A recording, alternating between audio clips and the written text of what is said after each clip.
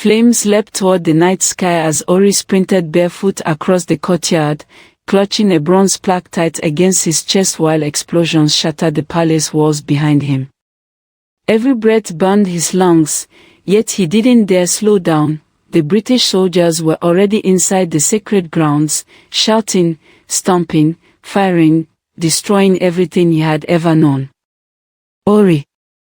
Run!" a voice screamed from behind, and he turned just long enough to see his older brother, Odon, swinging his spear at a soldier breaking through the doorway. Orie's heart twisted as another gunshot echoed. The sound swallowed everything else, but he had no time to check if Odon was still standing. He raced across the courtyard toward the shadow of the great Iroko tree. The bronze plaque in his arms, polished, ancient, sacred, seemed to pulse with its own heartbeat. His father had thrust it into his hands only minutes earlier, yelling over the roar of gunfire, "Protect this. If they take this, they take our story." Those were the last words Orie heard before the roof caved in behind them. He slid behind a fallen pillar, panting, shaking, listening to the foreign boots marching across Benin soil. He pressed his forehead to the bronze's cool surface and whispered, "This is not how it should have been." Then his voice cracked as he said, "Let me show you what our kingdom truly was before they came to erase it." Long before the flames touched the sky, before gunshots replaced festival drums, the kingdom of Benin stood like a jewel of the forest, brilliant, ordered, alive. Orie remembered waking to the sound of metalworkers hammering bronze as the morning sun painted the courtyard gold. He remembered the bustle of traders bringing coral beads, ivory tusks, pepper, and cloth into the great city. Orie had been 13 when he first saw the Oba in a grand procession. The king's coral beads glowed like fire, and thousands bowed as he passed. Orie whispered to his brother, "He walks like the land itself obeys him." Odon laughed softly and replied, "Because it does." Even then, Orie sensed the kingdom's power woven into every breath of the city. The bronze casters fascinated him most. Their hands shaped history, their work capturing the faces of kings, warriors, victories, rituals. "Bronze remembers what people forget," the master caster once told him. Those plaques, hung on palace walls, were the living history of their people.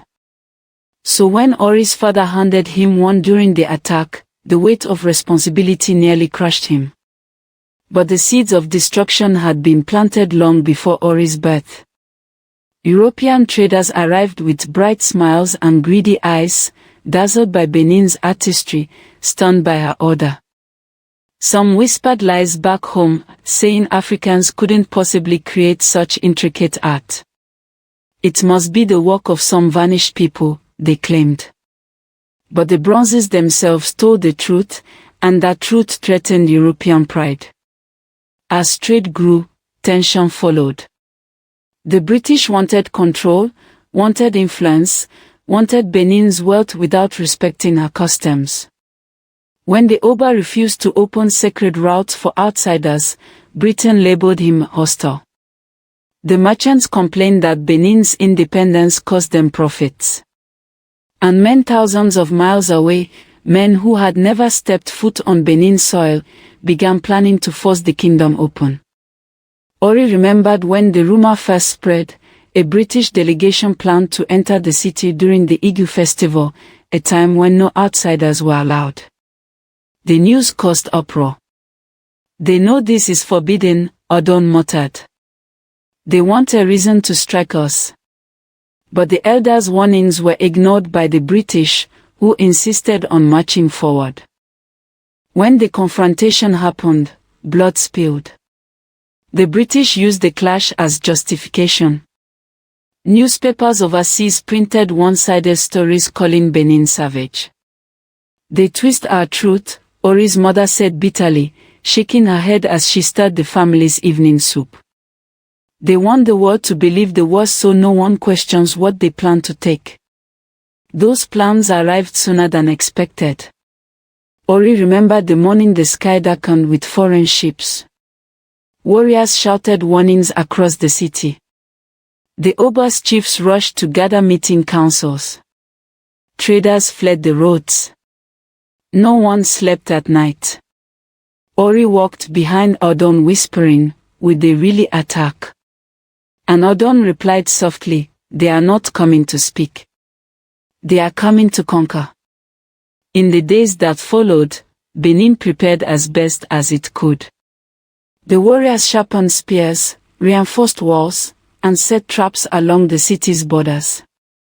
Orie helped the casters hide sacred bronzes in underground chambers. But although Benin was strong, Europe's weapons were stronger. Deep down, everyone knew what was coming. The question was not if Benin would fall, but how loud her final cry would be. On the morning of the attack, Orie stood beside his father watching smoke rise from the forest. "This is not just war," his father murmured. "This is an erasing." Moments later, the first cannons shook the earth. Birds scattered. Children screamed. The palace walls trembled as soldiers flooded the gates. Then chaos swallowed everything. Back in the burning courtyard, Orie pressed his back against the tree's rough bark and swallowed his fear. 2 British soldiers stormed past him. "Grab every plaque you see," one shouted. "The Queen will want them in London." Orie closed his eyes, furious tears threatening to spill, and tightened his grip on the bronze. A soft moan pulled his attention. He crawled toward the sound and found an elderly bronze caster collapsed beside a toppled statue. "Master Ogbomo." Orie gasped. The old man opened his eyes painfully. "They take the bronzes," he whispered. "But they do not know what each one means." Orie pressed the bronze to his chest. "Then help me save at least one." Ogbomo nodded weakly. "Go to the forest. Follow the hidden path near the Queen Mother's shrine." His voice cracked. "Protect our memory, Orie." But before Orie could respond, more gunshots tore through the air. The old caster winced, gripping Orie's forearm. "Go." Orie hesitated only a second before running again. His eyes burned from smoke, the scent of burning wood, cloth, and history stung his lungs. His legs felt heavy, but the bronze in his arms kept him moving. As he neared the shrine, he spotted British officers piling bronzes into wooden crates. One laughed. "These will fetch a fortune in London." Orie ducked behind an overturned drum, rage pulling inside him. "They act like it's theirs to take," he whispered. Then he heard one officer say, "Imagine what the museums will say, African art, mysterious origin." His companion laughed. "As if these savages made it." Something inside Orie cracked. "We made them," he whispered. "And we will not be forgotten." He used the chaos to slip past them, sprinting toward the forest path Ogbomo described. Branches whipped his face, yet he didn't stop. His chest ached, but adrenaline pushed him forward. He could still hear the city burning behind him. The screams faded into the distance, replaced by the forest's heavy silence. When he finally stopped to breathe, tears streamed down his cheeks. Not because he was afraid, but because he knew what was happening behind him. The bronzes, centuries of memory, were being stolen, scattered across foreign lands. "They think they can erase us," he whispered to the bronze in his hands. "But they underestimate what survives in the heart." He hid the bronze beneath the roots of a massive tree as instructed. "Rest here," he said softly. "Your story will live." As he covered it with leaves, he heard distant shouts. The soldiers had followed him. Orie wiped his tears and whispered, "I must lead them away." He ran deeper into the forest, knowing he might not survive.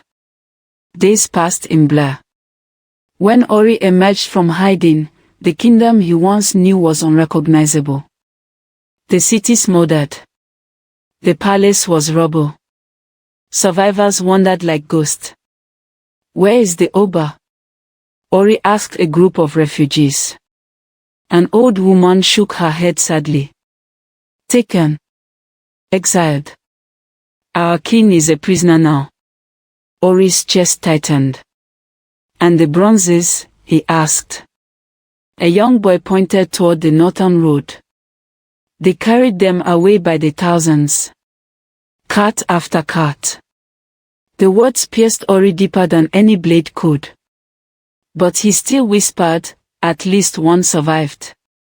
Months later, stories reached them from travelers. The Bronzes were appearing in European museums. Some were being auctioned. Some displayed behind glass for strangers to interpret without context. Europeans marveled at the craftsmanship, shocked that Africans made such masterpieces.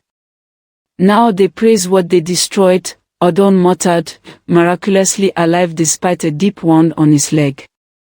At night around the refugee fires, the elders spoke of rebuilding. "Benin's spirit is not gone," one said. "We endure."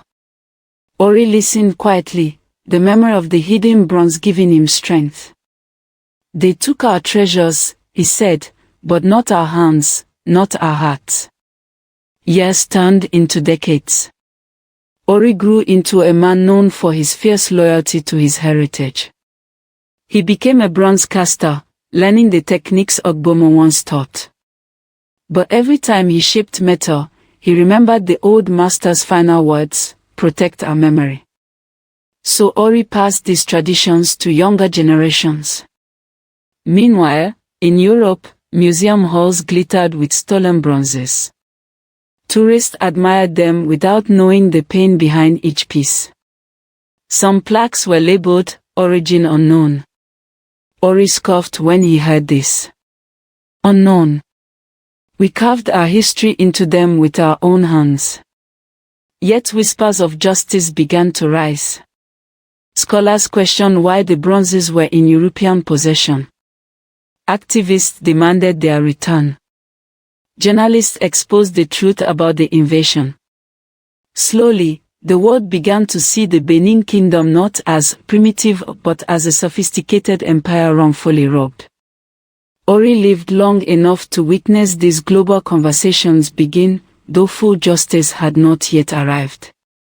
One day, as he sat teaching children how to mix clay molds for bronze casting, he said, "The world finally listens. But we must also speak." The children gathered around him.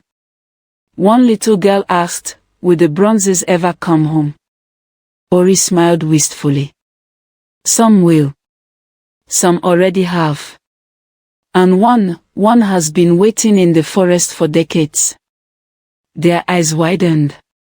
Over time, Orie taught them the hidden path. He showed them where the bronze slept beneath the old tree, still untouched, still shining like the day he hid it.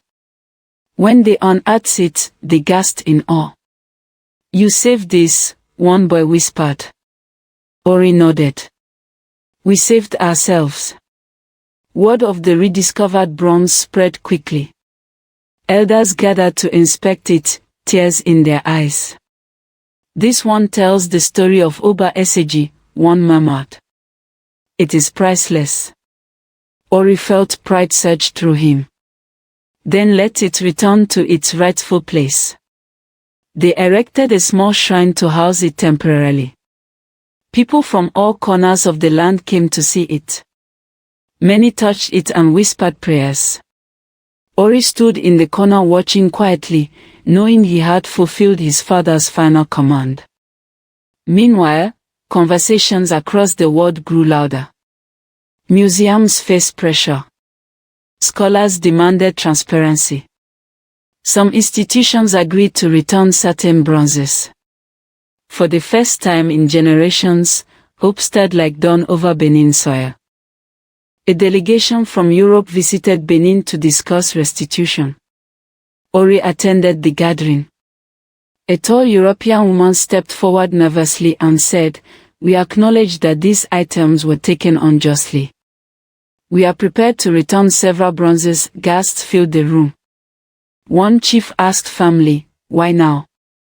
The woman hesitated before saying, "Because the truth can no longer be hidden." Orie washed her eyes. He saw both guilt and sincerity. "Better late than never," he murmured. A crate was opened.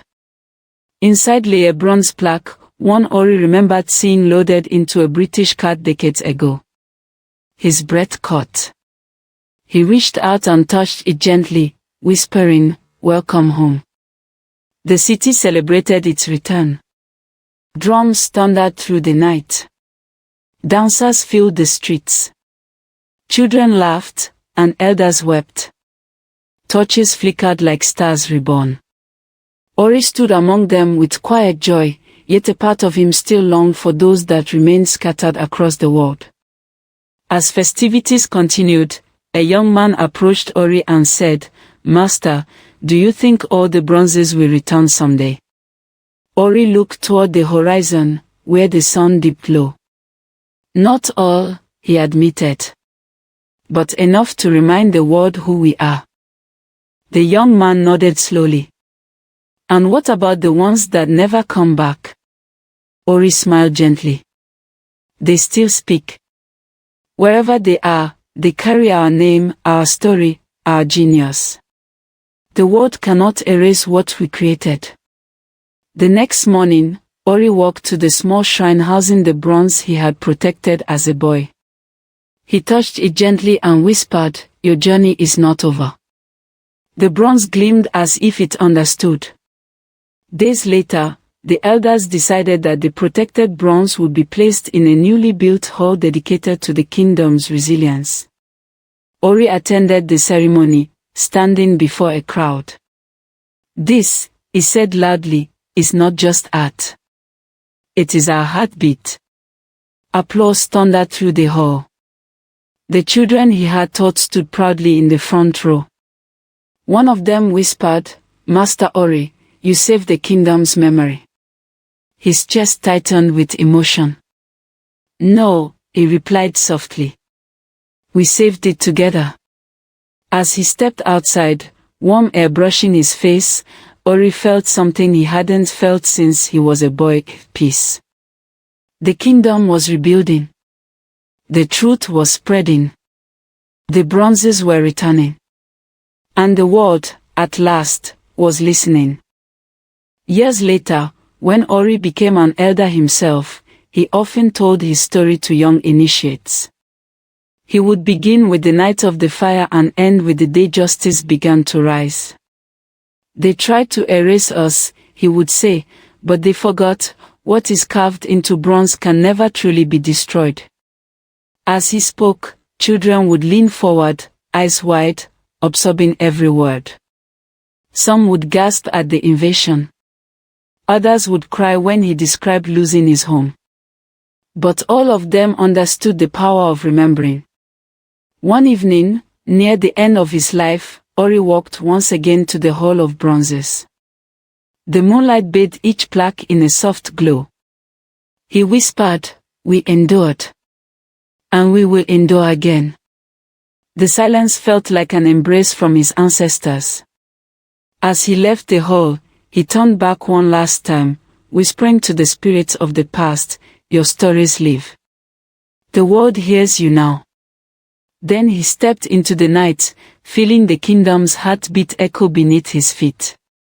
And so, the Benin Kingdom, scarred yet unbroken, robbed yet unshaken, wounded yet undefeated, rose again through truth, memory, and the unyielding spirit of its people. If you want the world to hear stories like this, don't forget to like this video, comment your thoughts, and subscribe so more hidden histories can be brought back to light.